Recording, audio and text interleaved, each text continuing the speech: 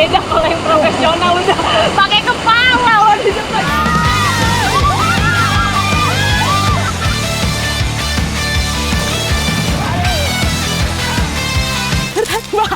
Berat banget.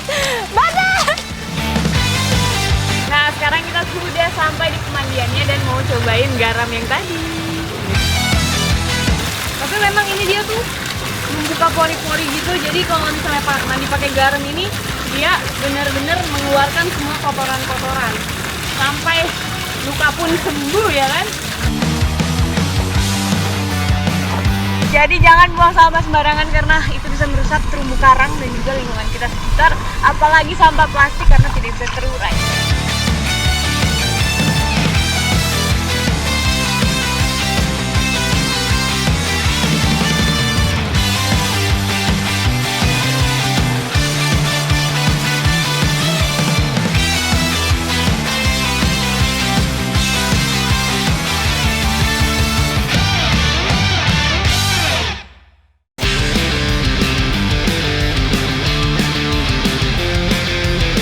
Kabupaten Buleleng memiliki potensi petualangan yang tak dimiliki daerah lain di Pulau Dewata. Salah satunya berada di Desa Lemukih yang memiliki elevasi rata-rata lebih dari 900 meter di atas permukaan laut. Sekarang saya sedang berada di Desa Lemukih, Kabupaten Buleleng, dan kita lagi trekking menuju ke water slide Lemukih. Ikuti jejak saya, jejak petualang. Aduh Pak, jatuh. Aduh, jatuh beneran ini. Baru dibilangin tadi, jangan jatuh. Bentar, aduh. Ya jatuh, padahal baru dibilangin tadi. Jatuh sih. Licin. Ada yang sakit nggak, Kak? Lebih ke malu sih, bukan gimana. Meski sudah selesai panen, namun hamparan terase ring sawah tetap mampu memesona mata. Sekarang kita sudah sampai di water slide Lemukih, dan ini kalau warga lokalnya dikenalnya sebagai Tukat Tuaye, artinya sungai tua. Saya sudah excited banget pengen cobain. Air yang mengalir di water slide atau Tukat Tuaye ini berasal dari sumber mata air. Jadi meski musim kemarau, alirannya tidak pernah kering.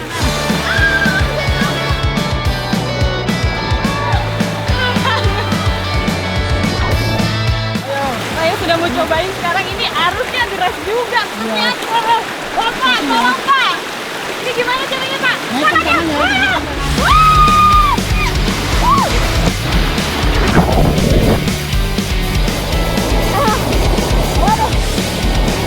Arusnya tuh kenceng banget, dan kalau mau dilihat ini tuh panjangnya sampai 40 meter dari atas sampai bawah.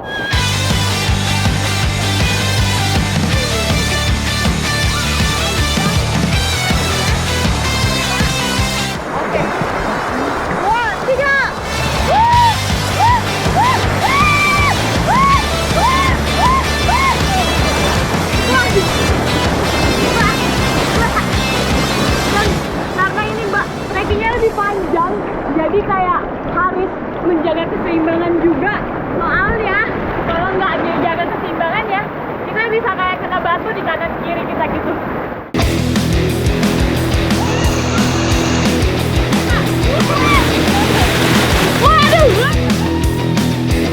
Awalnya, kegiatan ini merupakan permainan anak-anak di Lemukih. Namun, lambat laun banyak pengunjung yang datang untuk mencoba sensasi adrenalin meluncur di alirannya. Akhir lintasan merupakan lubuk sedalam 1,5 meter. Jadi cukup aman untuk badan setelah meluncur dari atas.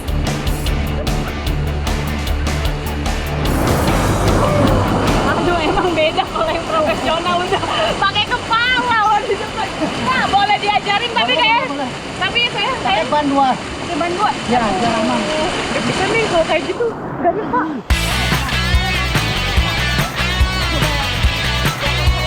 Nah, sudah siap. Wah!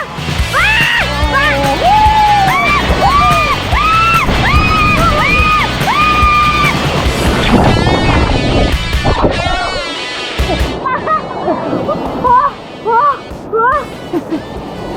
Sensasinya nggak lihat apa-apa kita ya Pak.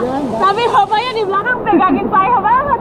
Karena kalau nggak dipegangin saya bisa kemana-mana ya Pak? Memang berbeda sensasi meluncur dengan cara yang anti mainstream. Kalau misalnya yang biasanya tuh satu orang aja itu udah biasa. Kita mau coba yang luar biasa, bertiga. Siap semua? Siap! Siap! Oke Pak, let's go! Maju! Maju!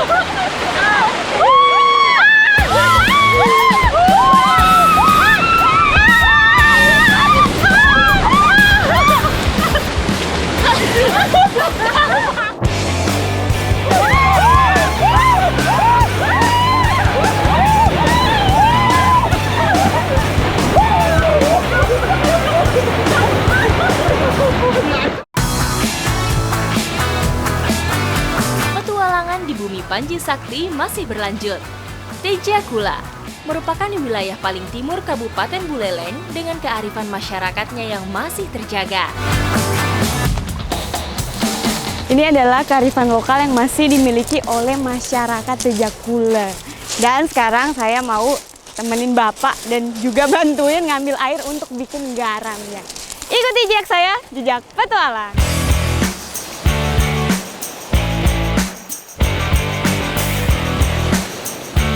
Karena tempatnya cuma satu, jadi saya coba bantuin aja. Ini berat enggak, Pak? Ya, berat. Saya bantuin tipis-tipis ya, Pak? Ya. Atau bantuin dua boleh? Ayo. Awalnya, alat angkut air laut ini terbuat dari daun lontar. Pergeseran menjadi seng karena daun lontar sering rusak termakan waktu, serta keberadaannya mulai susah ditemukan lagi. Ya, ini saya kayaknya nggak bantuin juga Pak jadinya. Kayaknya berat sekali. Terus ngapain Pak? Disemprot saya. Oh disiram, kayak siram bunga ini. Tapi bunganya pakai air garam. Waduh. Sudah saya salah pakai sepatu ini Pak. Tanah yang disiram merupakan tanah humus yang kaya kandungan mineral.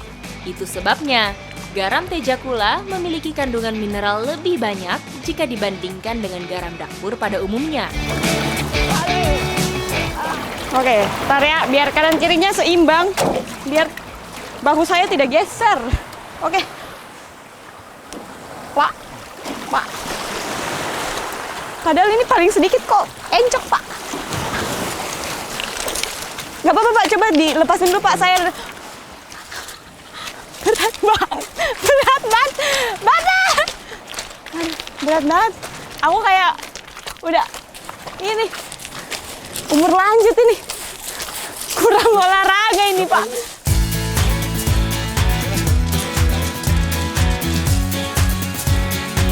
Siram dulu, mengurangi beban ya, Pak.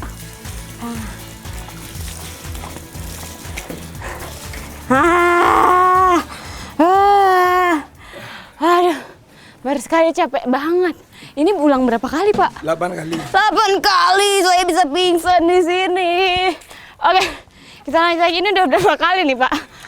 Baru 2 kali. 2 kali. 6 kali lagi. Semangat. Ayo, Pak. Ini tanahnya yang udah kering ya, Bu? Ini lagi dibikin apa, Ibu? Hah? Ya Pak, Di sana. Oh, digarut. Garut. Waduh, saya begini-begini terus nih, Bu. Oh, jadi harus dari ujung ke ujung ini ya, Ibu? Biar dia merata. Berarti gemburnya cepat ya, Bu? Oh, tidak seperti itu. Wah, terus pindahnya berat juga ternyata. Tidak segampang kelihatannya ini. Iya, Bu, berat. Terus pas dorongnya itu sama pindahnya nih. Kalau pindahnya tuh, karena kalau pindahnya itu belum ini ya, Bu, belum digembur, jadi agak susah. Untuk mendapat garam dengan kualitas terbaik, prosesnya memang tak mudah dan membutuhkan waktu lebih. Tanah mineral garam yang kering digaru supaya bisa lebih halus, sehingga berfungsi sebagai filter air asin nantinya. Nah, ini karena semuanya sudah digemburkan, udah garuk, ya kan, Bu? Jadi ini ditinggalin lagi selama 3 hari ya, Bu, sampai kering. Selanjutnya, tanah masuk ke tinjung. atau alat penyaring air laut. Supaya air tuah yang keluar benar-benar asin, tanah dalam tinjung harus benar-benar padat.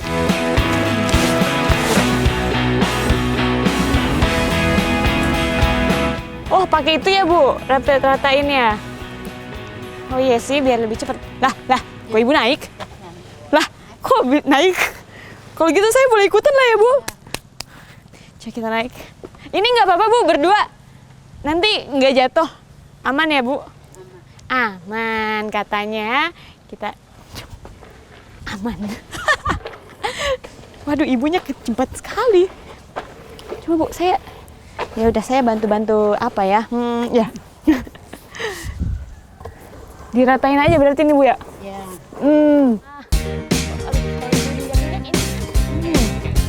Sebelah sini kah? Oh, ini biar padat tanahnya. Pak, pedet kalau di orang sini bilang, orang lokal bilang pedet. Jika dibandingkan dengan pembuatan garam pada umumnya, hasil garam Tejakula memang jauh lebih sedikit. Tentu saja, hal tersebut tak lepas dari proses pembuatannya yang terbilang rumit. Para petani garam di sini lebih mengutamakan kualitas daripada jumlah yang dihasilkan. Nah, setelah semuanya kayak gini, biasanya didiamkan beberapa waktu dulu sampai semuanya nih habis. Jadi langsung masuk ke bawah. Untuk menunggu air tuah garam keluar dari bawah tinjung, memerlukan waktu sekitar 4 jam. Jadi dari sana airnya dimasukin ke palungan ini sampai dia panen 2 hari. Penjemuran air tuah garam juga masih memanfaatkan palungan dari batang kelapa. Karena memiliki rongga serat kayu yang renggang, sehingga kotoran bisa terserap ke dalam batang. 2 hari tuh panennya 30 kilo. 30 kilo panennya. Jadi semuanya nih jadi garam dapur. Nah, biasanya kalau di daerah Tejakula ini ada juga pemanfaatan lain dari garam yang sudah kita panen selain garam dapur. Kira-kira apa ya? Ikuti jejak saya, jejak petualang.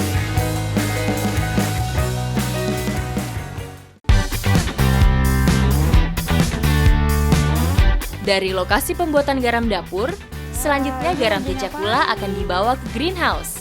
Untuk selanjutnya diproses menjadi garam piramid.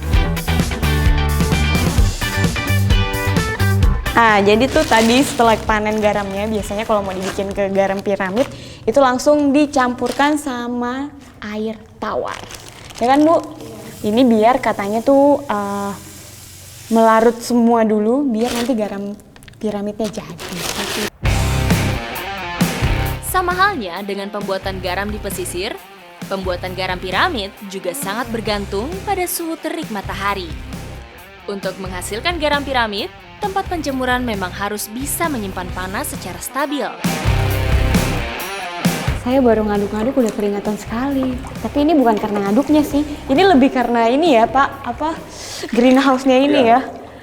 Nah, untung aja nih, Pak. Kita lagi mendung. Kalau misalnya lagi panas, itu bisa sampai 50 derajat Celcius. Benar-benar tak bisa membayangkan suhu ruang kaca dalam greenhouse ini jika matahari bersinar cerah. Ini udah ya, Bu ya? Aman ya? Oke, saya pindahin kemana ya, Pak? Oh, ke situ. Baik. Wow, saya disuruh angkat ini. Bisa ternyata. Ayo, Pak. Ayo, Pak. Bantu. Ya. Oke.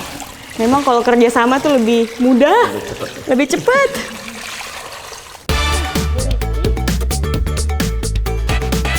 Jika garam dapur memiliki kadar yodium rata-rata 64 ppm, garam piramid memiliki kadar 44 ppm. Itulah yang membuat garam piramid banyak diminati rumah makan dan restoran, karena lebih mudah mengatur tingkat keasinan makanan.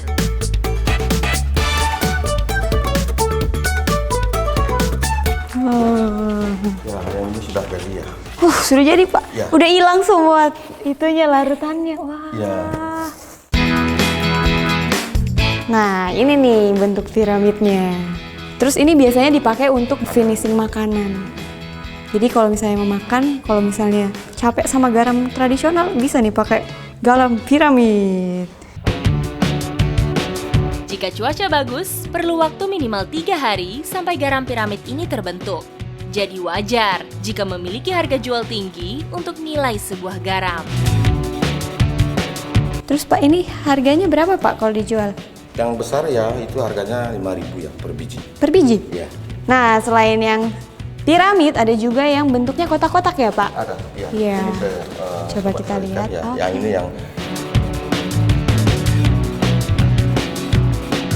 Nah, karena ini panas banget, terus saya sudah keringatan seperti ini, kayaknya pas banget untuk cobain yang ini nih. Karena di tradisi di Tejakula ini, biasanya yang kotak-kotak ini dipakai untuk perawatan kecantikan. Ikuti jejak saya, jejak petualang. Habis berjemur di pantai dan panas-panasan dalam greenhouse, jadi tak salah jika sejenak memanjakan tubuh di pemandian tradisional khas Tanah Dewata. Nah, sekarang kita sudah sampai di pemandiannya dan mau cobain garam yang tadi. Ini dia.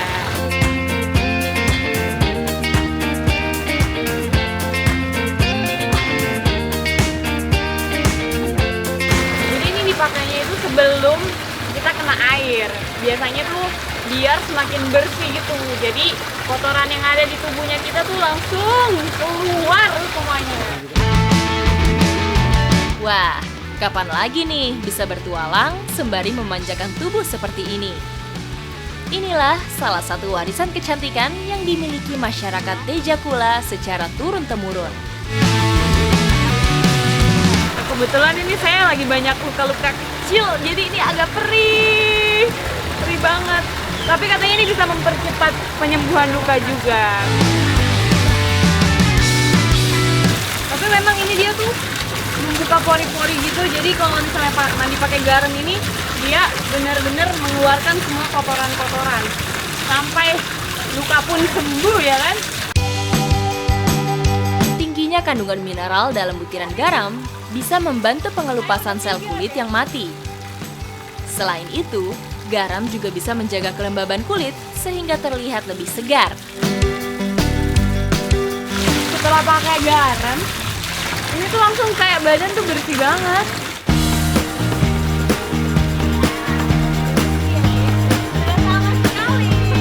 Nah, setelah mengikuti proses pembuatan garam dari tadi sampai pemanfaatannya sekarang, kita bisa tahu kalau semuanya itu bisa digunakan kalau kita bisa memanfaatkannya dengan baik. Ikuti jejak saya, jejak petualang.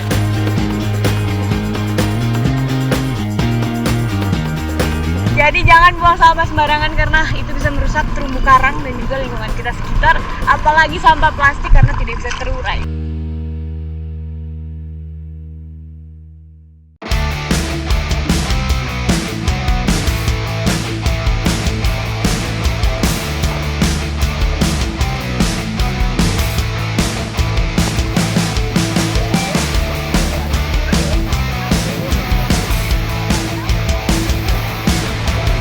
Berada di pantai Pemutaran Buleleng dan ini sudah siap-siap, ada Pak Made dan Beli Komang.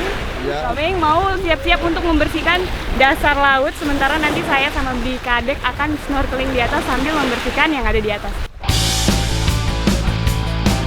Sudah bukan menjadi rahasia lagi jika wilayah perairan Laut Bali memiliki potensi berlimpah.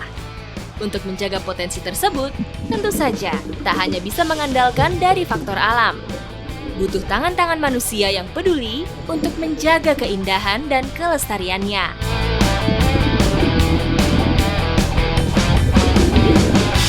Jadi kalau di sini tuh kebanyakan sampahnya sampah plastik yang ini nggak bisa diurai beratus-ratus tahun. Menurut data terakhir, setidaknya ada 150 juta ton sampah plastik di wilayah perairan bumi selama 1 tahun. Bukan hanya tidak sedap dipandang, keberadaan sampah plastik juga sangat merusak keberlangsungan hidup biota terumbu karang. Bukan hanya sampah plastik saja, Crown of Thorns Starfish atau COTS juga menjadi sasaran kegiatan bersih-bersih terumbu karang kali ini. Seperti kita ketahui bersama, bintang laut berduri ini merupakan musuh alami pertumbuhan terumbu karang. Bintang laut beracun ini akan menempel di terumbu karang, menghisap sari makanan hingga terumbu karang yang ditempelinya mati dan hancur. Jadi di bawah tadi ada beberapa coral project yang sengaja memang diletakkan di bawah untuk jadi tempat baru untuk terumbu karang dan juga nantinya ada ikan-ikan kecil. Nah tadi udah kelihatan tuh ikan-ikan kecilnya ya.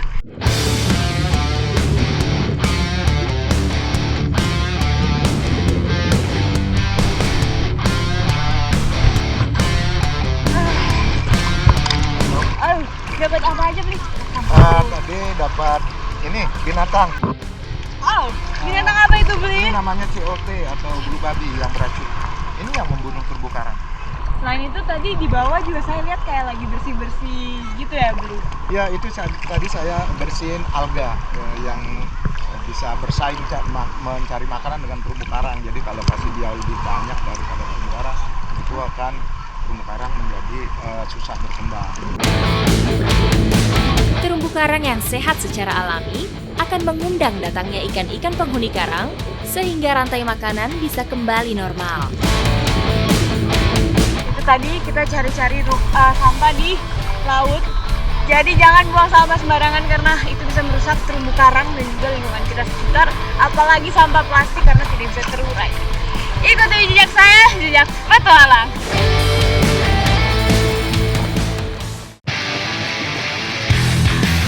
Petualangan di pesisir utara Kabupaten Buleleng masih berlanjut. Bukan hanya memiliki area terumbu yang terjaga, beberapa lokasi terumbu karang di wilayah perairan Buleleng juga diambil manfaatnya bagi masyarakat sekitar. Meskipun demikian, ada aturan adat ketat yang diberlakukan. Sekarang saya mau ikutan spearfishing sama beli Agus dan beli Kili.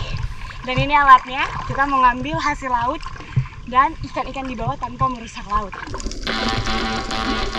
Spearfishing merupakan cara berburu ikan tertua di dunia. Spearo atau penembak akan memilih ikan sesuai dengan kebutuhan saja. Di samping itu, kekuatan menahan nafas dalam air menjadi salah satu faktor penentu keberhasilan. Bisa dipastikan, untuk melakukan kegiatan spearfishing harus ditunjang fisik yang kuat.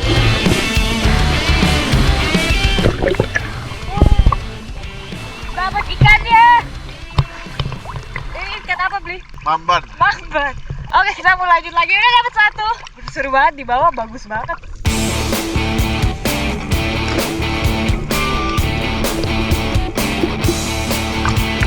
Kita dapat ikan lagi. Ini udah yang kedua. Dan memang kalau ditombak itu langsung pas di sininya sampai ke belakangnya kena gitu. Aduh, jatuh. Dan harus pegangnya kenceng banget karena ini super licin. Terus belinya udah lanjut lagi, saya ditinggalin. Target spearfishing biasanya adalah ikan-ikan demersal atau ikan yang hidup di dasar atau penghuni terumbu karang.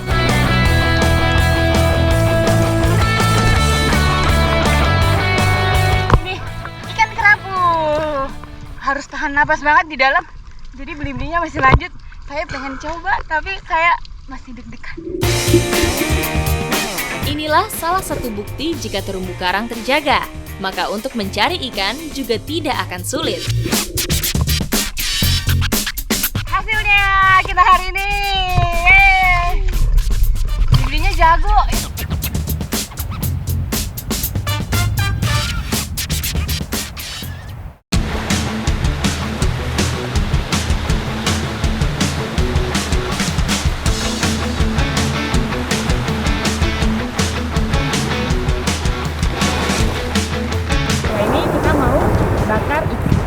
Ikuti jejak saya, jejak petualang. Ikan segar tak perlu bumbu macam-macam. Cukup menambah rasa asin dengan cara mencucinya di air laut saja. Nah ini udah siap juga apinya, ikannya juga sudah ada. Sekarang kita mau bakar-bakar. Karena ini di pinggir pantai juga cocok banget untuk bakar ikan. Biar kenyang ya Pak. Inilah salah satu keuntungan memanggang ikan dengan bara. Waktu lebih singkat, matangnya pun merata.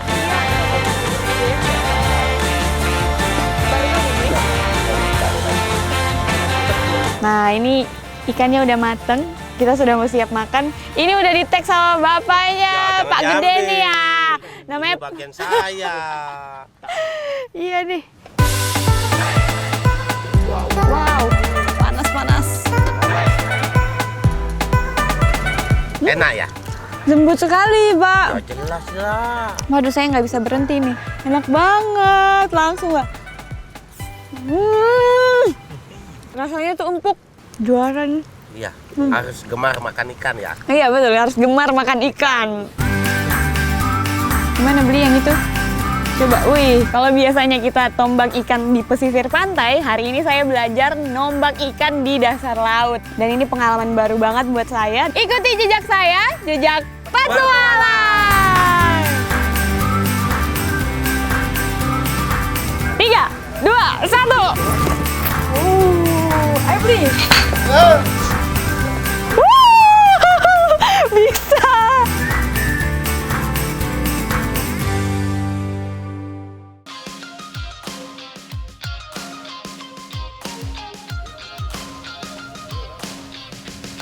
Tiga, dua, satu.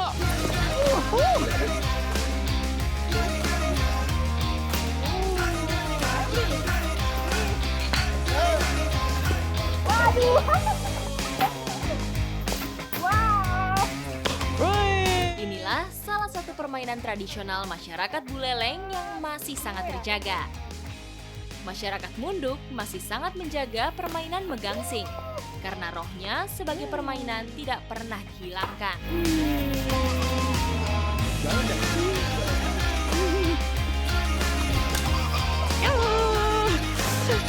Lihatnya gampang, pas dimainin susah banget.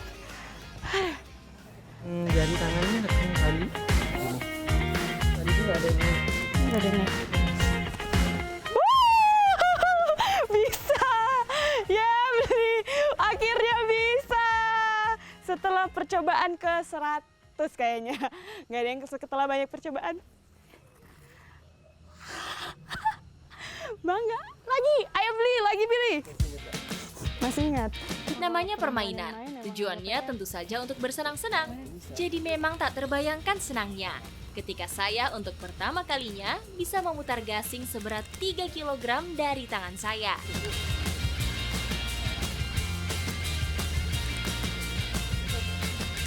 Ini saya lagi diajarin caranya masang tali gasing dan lumayan ini ya, Ya, beli. emang agak susah, perlu banyak latihan. Perlu banyak latihan karena pakai tenaga. Nah, udah nih. Sekarang tadi diajarinnya biar talinya nggak gerak itu diinjak dulu baru digulung biar keras ya, beli.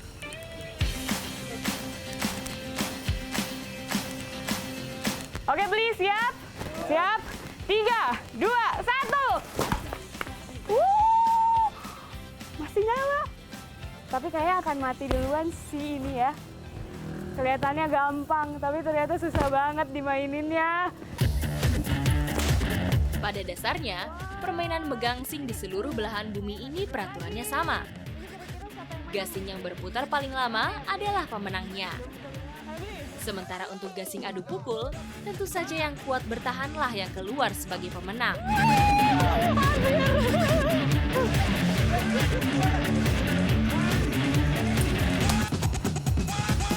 Nah, ini belinya yang menang. Wah, itu karena apa? Tenaganya bener, gasingnya juga seimbang jadi kayak gini. Coba saya beli.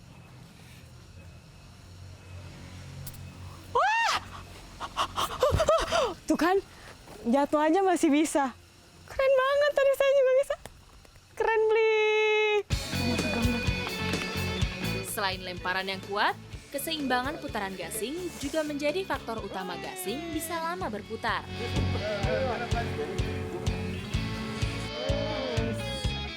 Gasing Bali sendiri sebenarnya sudah mengalami beberapa perubahan hingga menjadi seperti yang sekarang ini. Inilah salah satu nilai luhur yang dimiliki masyarakat Munduk. Ketika permainan tradisional tetap dipertahankan sebagai permainan, maka dia akan tetap terjaga dan terwariskan dengan baik.